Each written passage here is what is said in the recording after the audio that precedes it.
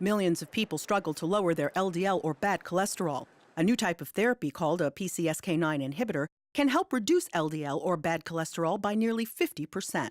They block a specific enzyme in the cholesterol pathway.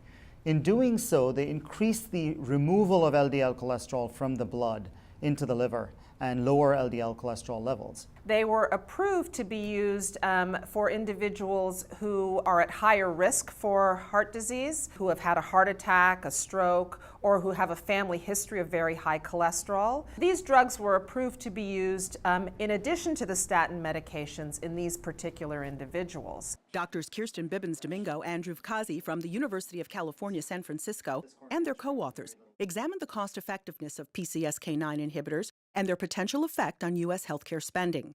Using a simulation model that included all U.S. adults age 35 and older, they evaluated outcomes like expected number of deaths due to cardiovascular disease, heart attacks, and strokes, and balanced this with the cost and potential benefits of these drugs. The authors estimated that about 9 million people would be eligible for this therapy.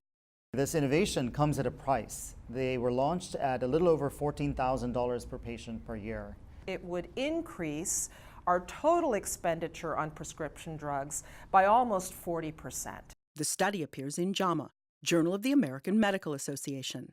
All healthcare expenses would go up 4%, and that's a large increase in our total U.S. healthcare expense based on one set of drugs alone. Our analysis suggests that that price tag should be closer to just over $4,000 a year for them to be cost effective. Should that not happen, we would expect to see an unprecedented strain on health system budgets across the country. Catherine Dolph, The JAMA Report.